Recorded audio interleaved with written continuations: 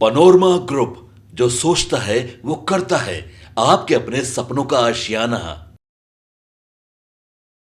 नमस्कार, आप देख रहे हैं खेल समझिए और मैं विकास सिंह आपके साथ। मैं और बाबा आपके लिए हर रोज आपका पसंदीदा एपिसोड लेकर आते हैं खेल समझिए, जहां हम आपको समझाते हैं कि दिन भर की क्या कुछ खबरें की पीछे की सच्चाई रही। और आज हम लेकर आए हैं पप्पू यादव के सामने कांग्रेस ने कर दिया है सरेंडर। उसके बाद एमओआई समीकरण में दरार, तेजस्वी को अब याद आ गए हैं हिना साहब, लिस्ट में होगा बड़ा बदलाव। बाबा, अब लिस्ट में तेजस्वी यादव बदलाव करने का सोच रहे हैं क्योंकि पप्पू यादव के सामने कांग्रेस जो है पहले ही हथियार डाल दी। आखिरकार क्या कुछ होने वाला है लिस्ट में?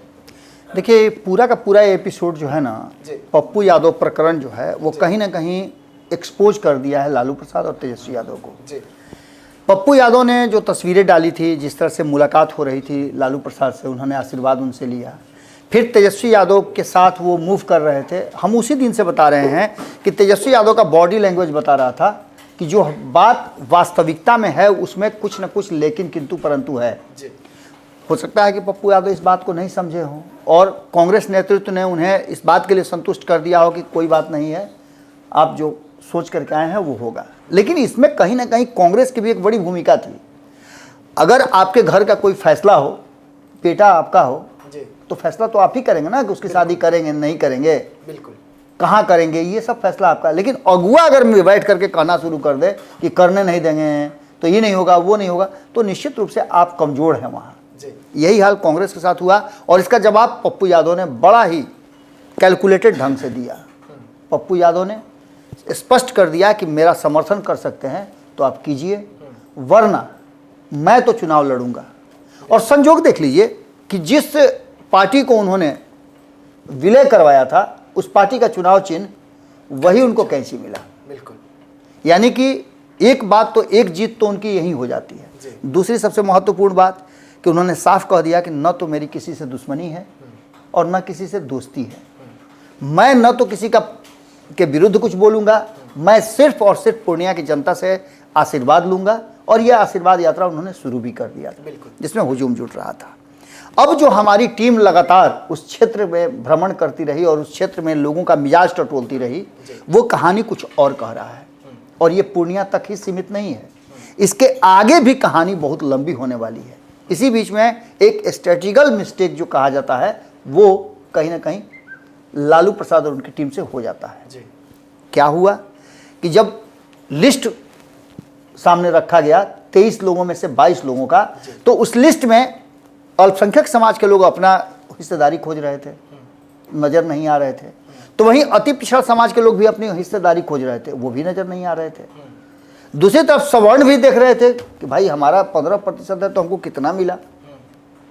ये सारी बातें कहीं ना कहीं इशारा कर रही थी कि जिस तरह से यादवों को, यानी एमओआई समीकरण में मुस्लिम को छोड़ यादवों पर भरोसा करना लालू प्रसाद को कहीं ना कहीं परेशान करने वाला नजर आ रहा है। 19% जिसका वोट है, 18%, उस कौम को, उस समूह को आप अलग कर दे रहे हैं, उसके वोट से आपको मतलब है।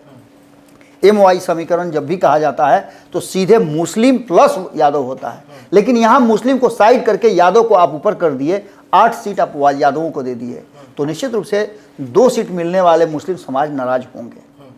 अब इसमें बहुत सारे सवाल हैं, हमने इस पर कई एपिसोड कर दिया है। लेकिन अब जो हम कहने जा रहे हैं कि पप्पू यादव सरेंडर तो निश्चित रूप से कांग्रेस ने कर दिया है, लेकिन इसके साथ साथ अब जो कहानी लिखी जा रही है पप्पू यादव के द्वारा, वो कहानी बड़ा अजीब है। ये कई सीटों पे राष्ट्रीय जनता दल के लिए और कांग्रेस के लिए बड़ा घातक सिद्ध होने वाली है। सबसे पहले आप शुरुआत कर दीजिए, पप्पू यादव जो यात्रा लेकर के निकले हैं, उन्होंने पहले ही कह दिया है, जब निर्दलीय उनको चुनाव लड़ने के लिए मजबूर किया गया तभी उन्होंने कह दिया था कि हम वैसे सभी सीटों पे जा करके चुनाव प्रचार करेंगे जहां मेरे समान विचारधारा वाले लोग और दोनों गठबंधन से अलग के मजबूत कैंडिडेट होंगे। सबसे पहला बात उन्होंने हिना साहब के लिए कहा था। हालांकि उन्होंने ये भी कहा था कि रोहिणी आचार्य मेरी छोटी बहन जैसी है, उसने किडनी दिया है लालू प्रसाद को, हिम्मत का काम किया है, तो मैं उसके साथ भी खड़ा हूं। लेकिन इसके साथ साथ और कई ऐसे आधा दर्जन सीट है जिस सीट पर उन्होंने कॉन्टेस्ट को बड़ा ही विचित्र ढंग से ला करके सामने खड़ा कर दिया है और इसके व्यापक असर आपको परिणाम में देखने को मिल सकते हैं। हम शुरुआत करें अगर पूर्णिया से, तो पूर्णिया में त्रिकोणीय मुकाबला तो हो गया है। जी, बिल्कुल। जो मुकाबला होना चाहिए था पप्पू यादव वर्सेस संतोष कुशवाहा, वो अब त्रिकोणीय में बदल गया है। बीमा भारती जिनको जदयू से ला करके चुनाव लड़ाने का तैयारी किया राष्ट्रीय जनता दल, कहीं ना कहीं बीमा भारती को बलि का बकरा ही बनाया गया है। बिल्कुल। अब ऐसी स्थिति में ये लड़ाई बीमा भारती अभी भी कंटेस्ट में तो है, लेकिन कितने नंबर पे है ये अभी भी जजमेंट नहीं हो पा रहा है। अब ऐसी स्थिति में आप समझ सकते हैं कि दूसरे राउंड में यहाँ वोटिंग होनी है। क्या परिणाम आएगा 4 तारीख को जब खुलेगा, ये देखने वाला बात होगा। लेकिन यहाँ से पप्पू यादव फ्री हो जा रहे हैं।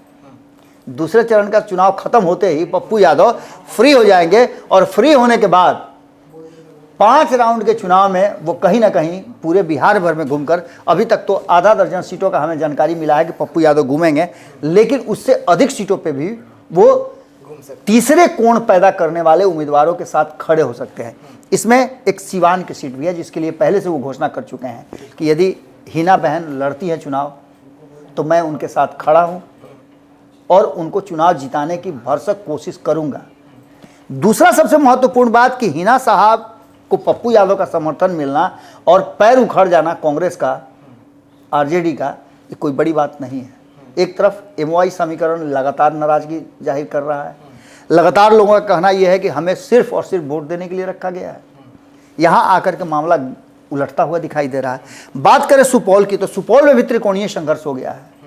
लंबे समय तक उपेंद्र कुशवाहा ने बैजनाथ मेहता जो हैं, जो आईआरएस से रिटायर्ड वीआरएस लेकर के चुनावी मैदान में उतरना चाहते थे, समाज सेवा पिछले कई वर्षों से कर रहे हैं, उन्होंने अब निर्दलीय चुनाव लड़ने की घोषणा कर दी है।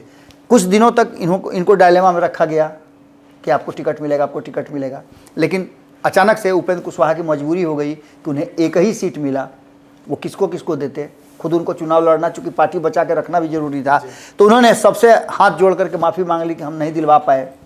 अब ऐसी स्थिति में तैयारी चल रही थी कि राष्ट्रीय जनता दल, इनका चूंकि ग्राफ बहुत बड़ा था, बैजनाथ मेहता ने जो कुछ भी काम किया है और उनका एक एक प्रोफाइल अगर आप चेक करें, सुपौल के लोगों से पूछे तो जाति धर्म सबसे अलग हट करके उनके समर्थन में लोग खड़ा रहते हैं कि इन्होंने बहुत काम किया है समाज के लिए। तो ये खड़ा हो गए हैं और कहा जा रहा है कि यहाँ दिलेश्वर कामत भर से चंद्रहास चौपाल जो हुआ है, अंत समय में एक दलित को यहाँ जनरल सीट पर उतार करके राष्ट्रीय जनता दल ने एक रिस्क जरूर लिया है, लेकिन दिलेश्वर कामत बहुत दूर नजर आ रहे हैं और उनके बीच में खड़े हो गए हैं बैजनाथ मेहता। बैजनाथ मेहता के लिए भी पप्पू यादव समर्थन का बिगुल फूंक चुके हैं, उनका सीधे तौर पे कहना है। और वहाँ आपको पता है कि उनकी पत्नी रंजिता रंजन वहाँ से सांसद भी रही हैं। उसके अलावा काराकट की बात करें तो काराकट में उपेंद्र कुशवाहा वर्सेस राष्ट्रीय जनता, माफ़ कीजिएगा, वर्सेस CPI-ML हो रहा है। अब यहाँ भी पवन सिंह के उतरने से, जैसा कि आपने घोषणा किया, तो यहाँ भी जानकारी मिल रही है कि पप्पू यादव खड़ा होंगे। इसके अलावा नवादा की बात करें तो नवादा में जिस तरह से राष्ट्रीय जनता दल वर्सेस भारतीय जनता पार्टी हो रहा है, वहाँ भी गुंजन सिंह खड़ा हो गए हैं।